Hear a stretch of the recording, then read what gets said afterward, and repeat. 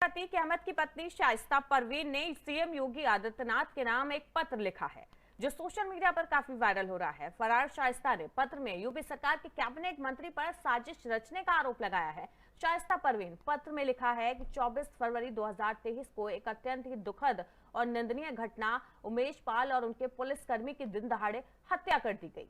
घटना में आरोपी मेरे पति अतीक अहमद जो 2019 से अहमदाबाद जेल में बंद है, मेरे देवर खालिद अजीम उर्फ अशरफ जो 2020 से बरेली जेल में बंद हैं, उमेश पाल हत्याकांड में मुझको और मेरे पति देवर अशरफ जेल में बंद मेरे पूर्व अली और पुत्र बेटे अली और उमर के खिलाफ साजिश रचने का आरोप लगाया गया है। एक फुटेज के आधार पर मेरे बेटे अली को शूटर बताया गया, जबकि यह आरोप बिल्कुल निराधार है। शाइस्ता परवीन ने सीएम योगी आदित्यनाथ से इस मामले में दखल देने की अपील की है, न्याय की मांग की है। सोशल मीडिया पर शाइस्ता का यह पत्र काफी वायरल हो रहा है। बताया जा रहा है कि यह पत्र शाइस्ता परवीन ने उमेश पाल हत्याकांड के बाद सीएम योगी आदित्यनाथ के नाम लिखा था, जिसमें उन्होंने यूपी सरकार के कैबिनेट मंत्री पर गंभीर आरोप लगाए थे। अतीक और अशरफ की हत्या की साजिश रचने के आरोप उस कैबिनेट मंत्री पर लगाए थे।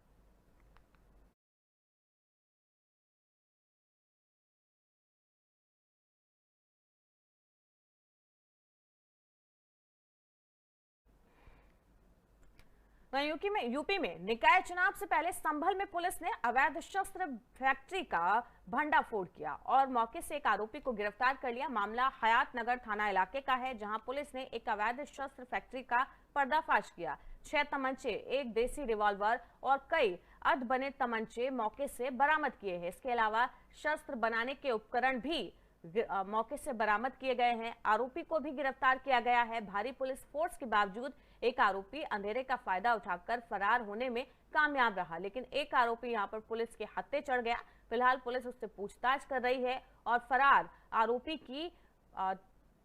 के बारे में पूछताछ की जा रही है और उसकी तलाश में पुलिस जुट गई है।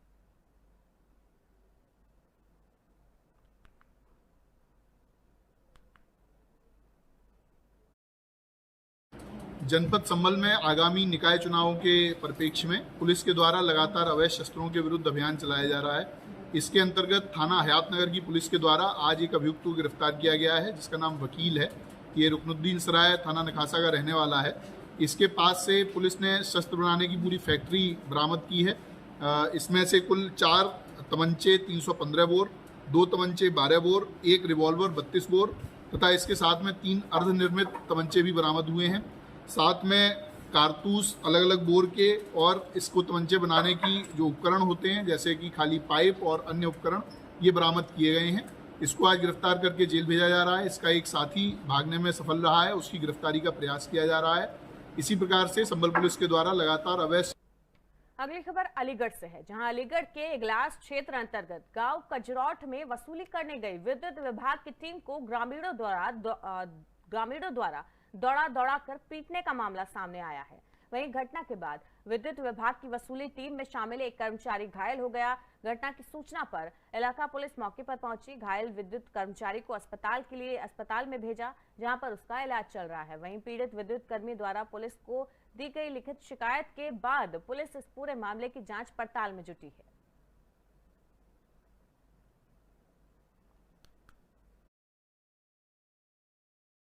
गांव कजरोट में आज हम उच्च अधिकारियों के आदेश अनुसार कनेक्शन काटने गए, जहां पे विष्णु नाम के संयोजनकर्ता का लगभग 42,000 का बकाया था। जब उनका बकाये पर हमने मीटर काट दिया तो उनके घर के आसपास के 3 लोग, जिसमें पिंकू और सुरेश और कृष्णा करके और अन्य 8-10 लोगों द्वारा मारपीट की गई।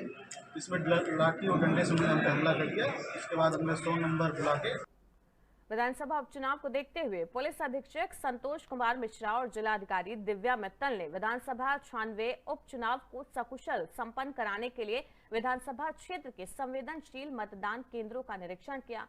निरीक्षण के दौरान थाना जिगना क्षेत्र के प्राथमिक विद्यालय चितौली, लालगंज थाना क्षेत्र के प्राथमिक विद्यालय रामपुर बासित अली और हालिया थाना क्षेत्र के उच्च प्राथमिक विद्यालय हालिया मिर्जापुर की मतदान केंद्रों का निरीक्षण कर सुरक्षा व्यवस्था का जायजा लिया। इस दौरान पुलिस कर्मचारियों को विधानसभा उपचुनाव को सकुशल संपन्न कराने का निर्देश भी दिया गया। जनपद मिर्जापुर में 96 विधानसभा का जो उपचुनाव होना है जी सर, उसी के तत्प्रधान में लगातार प्रशासन मुस्तैद है और आज उसी के तहत जो लालगंज पूरा सर्कल है उसके विभिन्न जो क्रिटिकल वल्नरेबल जो सेंटर्स हैं, बूथ्स हैं, उनका भ्रमण किया गया है। मौके पे जाके लोगों के साथ में मीटिंग की गई है और उनको ये बताया गया है कि किसी भी तरीके से चुनाव में कोई गड़बड़ी न फैलाइए। जो हमारे थानाध्यक्ष है, प्रशासन पुलिस की टीम है, उनको बताया गया है कि पूरा कानून व्यवस्था का अनुपालन कराइए। जो वारंटी है उनको पकड़ के जेल भेजिए। शराब पर, पैसा बांटने पर, इन सब पर सख्त पाबंदी रखे। शस्त्र जमा करवाए और साथ ही साथ जितने भी बदमाश टाइप के लोग हैं उनको पाबंद करिए, उठा के जेल में बंद कर दीजिए। और आपके माध्यम से मैं लोगों को मैसेज भी दूंगा कि जो आगामी चुनाव है उसको सकुशल ढंग से संपन्न कराए। और जो भी मुरादाबाद पुलिस ने कटघर थाना क्षेत्र से एक रोहिंग्या परिवार के 5 सदस्यों को गिरफ्तार करते हुए उनके पास से कई फर्जी दस्तावेज बरामद किए हैं, जिनके आधार पर ये लोग मुरादाबाद सहित उत्तर प्रदेश के अन्य जनपदों में भी रह चुके हैं। दरअसल मुरादाबाद पुलिस की खुफिया जांच में ये बड़ा मामला उजागर हुआ तो पुलिस प्रशासन में हड़कंप मच गया। पुलिस टीम ने कटघर थाना इलाके के करुला की घनी मुस्लिम बस्ती में दबिश देकर म्यांमार निवासी फातिमा नाम की महिला सहित अन्य लोगों को हिरासत में लेकर उससे पूछताछ की तो उन्होंने फर्जी दस्तावेजों के आधार पर भारत में रहना कबूल किया है।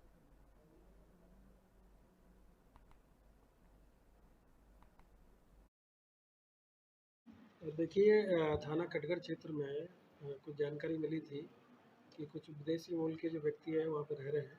इसी पे हमारी LIU की टीम और हमारी थाना कटघर और क्षेत्र अधिकारी कटघर के द्वारा ये जांच किया गया। तो इसमें 5 लोग ऐसे मिले हैं जो कि बांग्लादेश मूल के रहने वाले हैं और इनके विरुद्ध मुकदमा पंजीकृत किया गया IPC की धारा 419, 20, 67, 68, 71 और विदेशी विषयक अधिनियम 1946 की धारा 14C के तहत इनके विरुद्ध मुकदमा पंजीकृत किया गया है और इनको अभी गिरफ्तार करके जेल भेजा गया है। इनके पास से आधार कार्ड मिले हैं, फर्जी वोटर कार्ड मिले हैं, ATM कार्ड, पैन कार्ड और कुछ बैंक की पासबुक्स मिली है और ई-श्रम कार्ड भी मिले हैं और पासपोर्ट भी इनके पास से बरामद हुआ है। इनकी जांच की जा रही है कि इन्होंने किन दस्तावेजों को प्रस्तुत करके और ये सारे जो डॉक्यूमेंट्स हैं ये बनवाए हैं, इसकी जांच की जा रही है और इसकी जो विवेचना है वो थाना कटघर से भी की जा रही है। सर ये जो डॉक्यूमेंट है कोई सिंडिकेट भी है जिस तरीके के फेक डॉक्यूमेंट्स बना रहा है, ये भी इन्वेस्टिगेशन का पार्ट होगा? देखिए, जानकारी मिली कि महिला पिछले 15-16 सालों से इधर उधर घूम के रह रही थी और अभी करीब 5-6 महीने से ये थाना कटघर क्षेत्र में, जो कि काफ़ी हाईली पॉपुलेटेड जो एरिया है, डेंस एरिया है, वहाँ पे रह रही थी और इसके बारे में भी जैसे जानकारी हुई तो पुलिस ने इसमें जांच किया और जांच करने पर ये तथ्य प्रकाश में आए। इसी के आधार पर, पूछताछ के आधार पर इनके विरुद्ध मुकदमा पंजीकृत किया गया है और अभी जो डॉक्यूमेंट्स इनके पास से जो मिले हैं, जो फेक और जो इन्होंने अन्य जो दस्तावेज उनको प्रस्तुत करके बनवाए हैं, इसकी इन्वेस्टिगेशन की जा रही है और इसमें जो भी तथ्य प्रकाश में आए हैं उसी के आधार पर इसमें आगे कार्रवाई की जाएगी। गाजियाबाद पुलिस को एक बड़ी सफलता हाथ लगी है। 11 सालों से पुलिस की आंखों में धूल झोंकने वाला खूंखार लुटेरा पुलिस के हत्थे चढ़ गया। उसे 11 सालों से न सिर्फ गाजियाबाद की पुलिस बल्कि अन्य जिलों की पुलिस भी तलाश रही थी। लूट का आरोपी आदिवासी इलाके में जाकर छुप गया था, वहां पर दिखावे के लिए खेती कर रहा था। पुलिस को धोखा देने के लिए उसने आज तक ना तो बैंक अकाउंट खुलवाया और ना ही कोई आधार कार्ड बनवाया था, लेकिन फिर भी पुलिस उस तक पहुंच ही गई। हालांकि पुलिस को इसके लिए पूरे 11 साल तक कड़ी मशक्कत करनी पड़ी। गाजियाबाद में क्राइम ब्रांच ने वीरू नाम के इस आरोपी को पकड़ा है, जो साल 2012 से फरार था। वो एक गिरोह का सदस्य था। उसने लूटपाट की वारदातों को अपने साथियों के साथ मिलकर अंजाम दिया था। उसका एक साथी पुलिस ने पूर्व में ही पहले ही गिरफ्तार कर लिया था, लेकिन 11 सालों से वीरू पुलिस को चकमा दे रहा था। पुलिस उसके आगे के आपराधिक इतिहास की जानकारी जुटा रही है। पूर्व के कुछ मुकदमे जरूर उस पर दर्ज पाए गए हैं। पुलिस से छुपने के लिए आरोपी ने हर तरह का हथकंडा अपनाया था, इसलिए 11 सालों तक पुलिस उसे पकड़ नहीं पाई थी। लेकिन अब गाजियाबाद की क्राइम ब्रांच को ये बड़ी सफलता मिली और 11 साल से फरार इस खूंखार लुटेरे को, आरोपी को पुलिस ने गिरफ्तार कर लिया।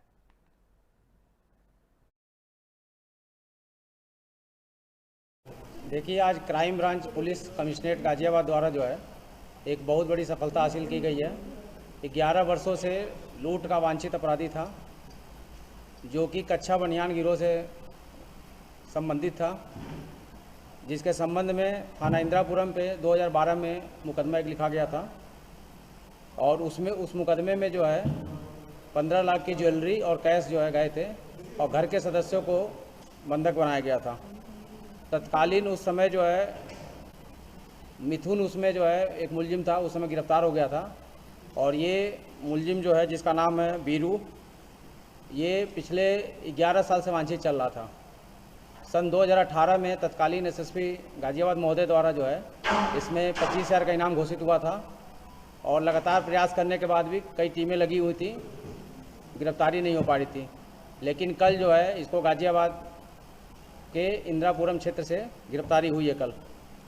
उक्त अभियुक्त के खिलाफ जो है एक मुकदमा इंदिरापुरम में पंजीकृत है। इसके अलावा जो है मध्य प्रदेश में जो है इसके विरुद्ध माफिया डॉन अतीक अहमद की हत्या के बाद अब सभी की नजर उसकी फरार पत्नी और 50,000 रुपए की इनामी शाइस्ता परवीन की गिरफ्तारी पर है।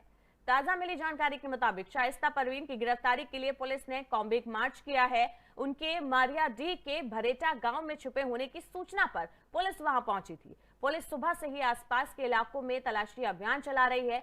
शाइस्ता पर 50,000 रुपए का इनाम है। इस बीच ये भी खबर है कि शाइस्ता परवीन के मायके वाले घर छोड़कर भाग गए हैं। तो आपको बता दें, शाइस्ता परवीन उमेश पाल मर्डर केस में आरोपी है और पुलिस को सरगर्मी से उसकी तलाश है। जगह जगह छापेमारी की जा रही है। जहां भी शाइस्ता के छुपे होने की खबर पुलिस को मिल रही है, पुलिस वहां पर छापेमारी के लिए पहुंच रही है। हालांकि पुलिस को अभी तक शाइस्ता को गिरफ्तार करने में कोई सफलता हाथ नहीं लगी है, लेकिन पुलिस लगातार कॉम्बिंग मार्च कर रही है ताकि जल्द से जल्द शाइस्ता परवीन को